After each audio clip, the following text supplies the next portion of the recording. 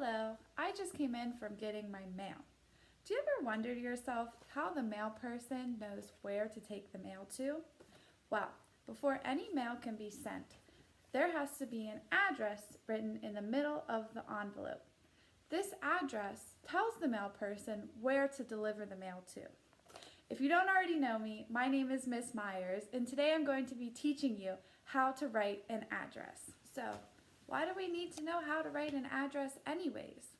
Well, an address helps you mail something. Like I said earlier, it tells the mail person where to deliver the mail. Why would you need to mail something? Well, you could be mailing a friend who you won't see for a long time, but you'd like to talk to. And it's fun to get something in the mail. If you write somebody a letter, put it in an envelope, and send it in the mail, you might get a letter back from that same person. That's a lot of fun. Also, if you want to send someone something like a package or a present, then you would put the address on that to mail that too. Another reason it's important to know how to write an address is so you can learn how to write your own address. Say you don't know where you are, hopefully never happens, but you might get lost someday and you would need to know your address to get back home. And there are a lot of other places you need your address. I know for me, when I applied to college, I had to give them my address so they could send me a letter to tell me whether or not I got in. There are so many reasons that you may need to know how to write an address. To practice writing an address, you will need paper and a pencil. Writing a regular address, there are 3 lines. The first line has the name. The second line has the street and house number. So it would be 1, 2, 3, street name. And then the last line has the city,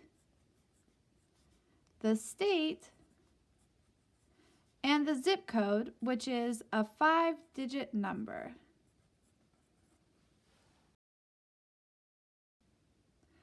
So, on my example letter that I showed in the beginning of the video, I put my name, Miss Myers, a pretend street, so I put 123 Learning Avenue, and then I put Pittsburgh, PA 12345. Now the reason I put a pretend street is because I'm posting this video on the internet, and you should never put your real address on the internet for strangers to see. Okay, so let's practice writing an address below this one. Get your pencil and paper ready and try it with me. So the first thing you're going to do is write your name on the first line. Now remember, when we write names, they are proper nouns, so we have to capitalize the first letter of each word. So I'm going to write a pretend name. I'm going to write Jane Smith. And you can see that I capitalized the J and the S because those are both the first letters in a proper noun. Now I'll give you time to write a name in your first line.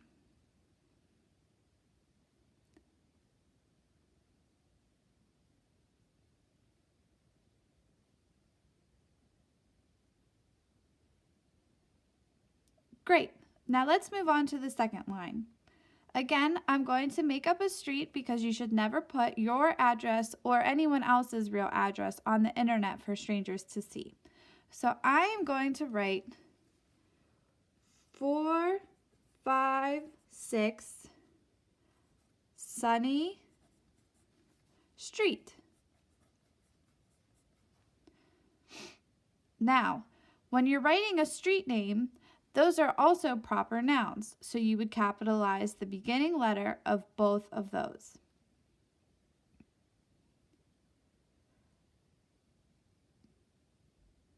Something else to learn is that sometimes we abbreviate when writing an address. So right here, I wrote Sunny Street, but sometimes you'll see an address, instead of street, they'll just write ST. And that stands for street.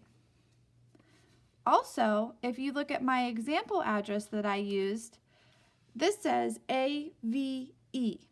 Now, it's not actually learning Ave, it would be learning avenue. Ave is an abbreviation for avenue. But you can see that I already didn't have a lot of extra space on this letter. So if I would have written avenue, I would have been the whole way over here. We abbreviate to save space, and it's actually faster to write that way too. It's kind of like whenever you're texting a friend and you write LOL instead of laugh out loud. It's shorter, but they know what it means. So, if you're finished with writing the street name on your address, next we're going to write a city, a state, and the zip code. Now remember, city and states are both proper nouns, so make sure you capitalize the first letter. If your city, like let's say New York City, has more than one word, then you would capitalize all of the beginning letters. So let's use New York City as our example. So I'm going to start further out here because I want my address to be centered, and if I start New York City and that's just my city and I still have to write the state and the zip code, I'm going to run out of room.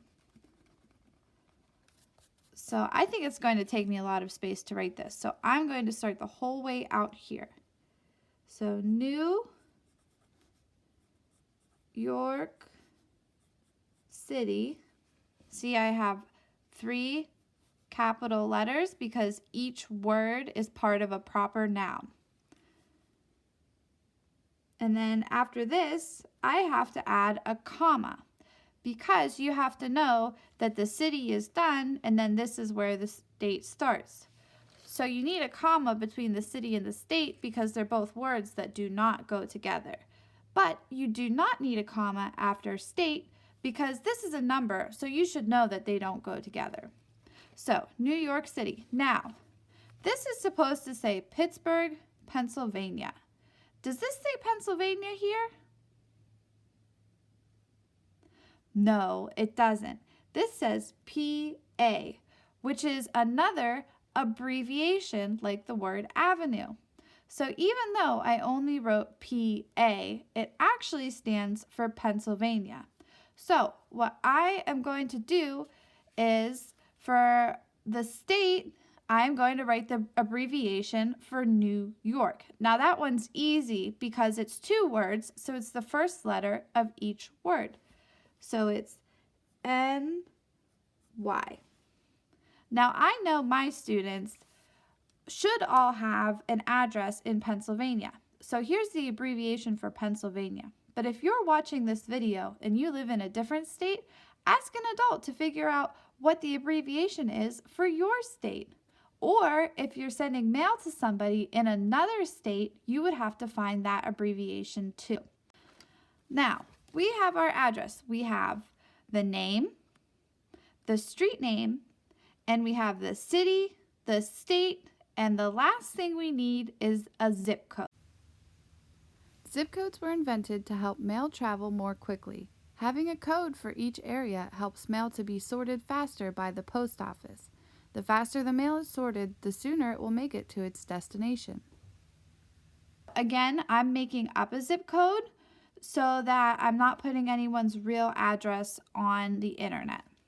So, this is 1, 2, 3, 4, 5. Let's do 5, 6, 7, 8, 9. So there's my 5-digit zip code. And again, this is something you would have to ask an adult, or you could look it up on the internet. You could also look up the abbreviation for a state on the internet. Now let's review. In the first line, we have our name. In the second line is the street, which starts with the street number, the name of the street, and then the title of the street, which can be a full word or an abbreviation. In the last line, we have the city, comma, then the abbreviation for the state, followed by the zip code. And if you have trouble remembering the zip code comes last, remember that when you're done getting dressed, you zip up your coat. Go ahead and find a blank spot so we can practice writing that last address again. This time, let's see if you remember what to do. Do you remember what we put in the first line? If you said the name, that is correct. Go ahead and write the name now.